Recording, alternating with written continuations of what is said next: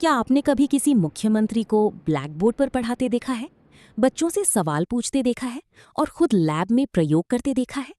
मध्य प्रदेश के मुख्यमंत्री डॉक्टर मोहन यादव ने कुछ ऐसा ही किया है, जिसने सभी का ध्यान अपनी ओर खींच लिया। दरअसल मुख्यमंत्री डॉक्टर मोहन यादव ने शिक्षा व्यवस्था की वास्तविक स्थिति जानने के लिए सीधे सांदीपनी स्कूल का दौरा किया। इस दौरान उन्होंने केवल निरीक्षण ही नहीं किया, बल्कि एक शिक्षक की भूमिका निभाते हुए बच्चों के साथ पूरा समय बिताया। मुख्यमंत्री ने खुद ब्लैक बोर्ड संभाला, छात्रों को पढ़ाया, सवाल पूछे और बच्चों के जवाब भी सुने। पढ़ाई के दौरान उन्होंने बच्चों से उनके सपनों, पढ़ाई और भविष्य को लेकर खुलकर बातचीत की। इस दौरान स्कूल का माहौल बिल्कुल एक सामान्य क्लासरूम जैसा दिखाई दिया। इसके बाद मुख्यमंत्री केमिस्ट्री लैब पहुंचे, जहां उन्होंने छात्रों के सामने खुद वैज्ञानिक प्रयोग करके दिखाए। प्रयोगों के जरिए उन्होंने बच्चों को विज्ञान को आसान भाषा में समझाने की कोशिश की।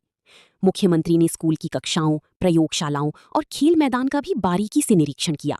उन्होंने शिक्षकों से सुविधाओं और पढ़ाई की गुणवत्ता को लेकर चर्चा की तथा छात्रों की जरूरतों को भी समझा। अब देखना होगा कि मुख्यमंत्री का ये दौरा राज्य की शिक्षा व्यवस्था में कितना बड़ा बदलाव लेकर आता है। फिलहाल ये पहल पूरे प्रदेश में चर्चा का विषय बनी हुई है। जय हिंद माननीय महोदय जी, मेरा नाम लारा खत्री है। मैं कक्षा 12वीं कॉमर्स की छात्र हूँ।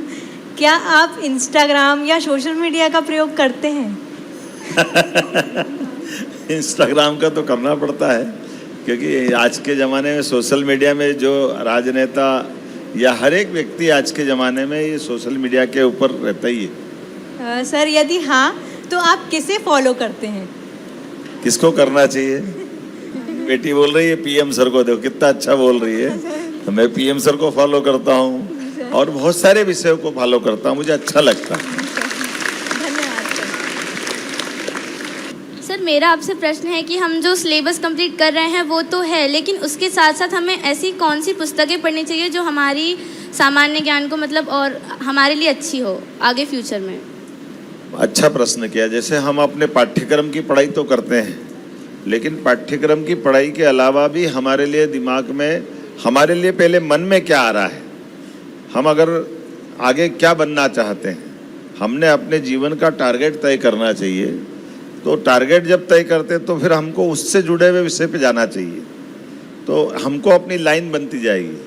अगर हमको साइंटिस्ट बनना है या हमको खिलाड़ी बनना है जैसे, या आपको वकील बनना है, तो हम उसके आसपास चलते हुए जाएंगे तो अपने आप वो, जैसे वो श्री राम शर्मा गायत्री परिवार वाले लिखते हैं ना कई बार, जो जैसा सोचता और करता वो वैसा बन जाता है।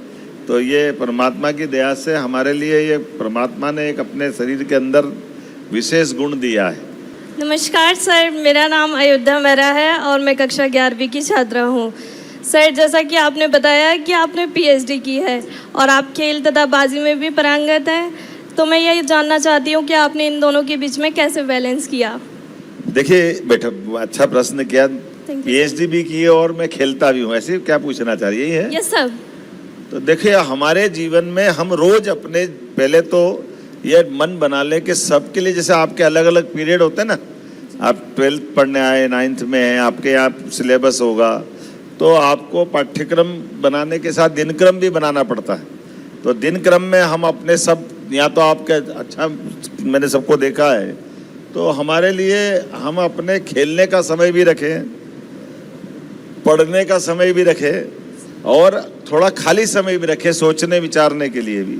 आप सबका समय का अपना बंटवारा कर सकते हैं। तो आज भी मैं भले सीएम ऑफिस में हूँ, मैं अपना स्वाध्याय जरूर करता हूँ, मेरी डायरी जरूर लिखता हूँ, कल परसों नरसों अगले आने वाले समय के काम भी लिखता हूँ, फिर बीते समय में हुए कामों का मूल्यांकन भी करता हूँ। ये हमारे ऐसे कुछ प्रयोग हैं जिन प्रयोगों के बलबूते पर हमारे लिए आज भी इस तरह के मार्ग से हम रास्ता निकाल सकते हैं। ठीक है, थैंक यू सर। आपने लिखा किताब से कल तक, क्या है इसका अर्थ? कौन बताएगा? कोई भी बोल सकता है। नमस्ते सर, मेरा नाम एकता राजौरिया है और हमारा जो विषय है किताब से कल तक, उसका तात्पर्य है कि आज हम जो भी चीज़ पढ़ रहे हैं उसका हमारे जीवन में क्या महत्व है। जैसे कि अगर मैं 10th का सिलेबस पढ़ रही हूँ और 11th और 12th की अगर मैं जेईई की तैयारी कर रही हूँ, तो उसी से मैं आगे पढ़ूँगी और उसी से आगे अपने फ्यूचर में अच्छे करियर ऑप्शंस आएंगे। तो आज मैं जो पढ़ रही हूँ वही मेरे भविष्य को साकार बनाने के लिए बहुत आवश्यक है। बहुत अच्छा। राजौरिया बहन जी, सिलेबस की पढ़ाई अपने लिए, पाठ्यक्रम के लिए जरूरी, ठीक है ना? नमस्कार महोदय जी, मेरा नाम प्रिंसी विश्वकर्मा है और मैं कक्षा 12वीं कॉमर्स की छात्रा हूँ। मेरा आपसे प्रश्न है कि माननीय महोदय, क्या आप चैट जीपीटी का प्रयोग करते हैं? यदि हाँ, तो आप उसमें क्या सर्च करते हैं? मैं जानना चाहूँगी। अभी तो मैं किताब से कल तक मैं उलझा हुआ, तो तुमने नया प्रश्न खड़ा कर दिया। चैट जीपीटी ये हमारी जिज्ञासाओं के लिए एआई के माध्यम से, जैसे मैं निश्चित करता हूँ चैट जीपीटी का उपयोग। मैं अगर कोई कार्यक्रम में गया हूँ तो उस कार्यक्रम के सब्जेक्ट को डाल करके उसमें आज की दशा में हमको क्या बोलना चाहिए, क्या रखना चाहिए। लेकिन एक जानकारी बता देता हूँ, ये चैट जीपीटी हो, ग्रोक्स हो, बाकी ये जो आज हमको बता रहे हैं, इनके लिए भी वो आखिरी नहीं है।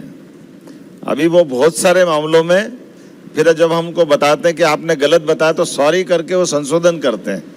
इसलिए एआई का उपयोग करना चाहिए, लेकिन एआई का उपयोग दिमाग खोल के भी करना है। इसलिए मेरा कोशिश करता हूँ कि हमारे पास अगर आंकड़े इकट्ठा करना हो तो आंकड़े भी, लेकिन उसको क्रॉस चेक जरूर करना चाहिए, ठीक है ना?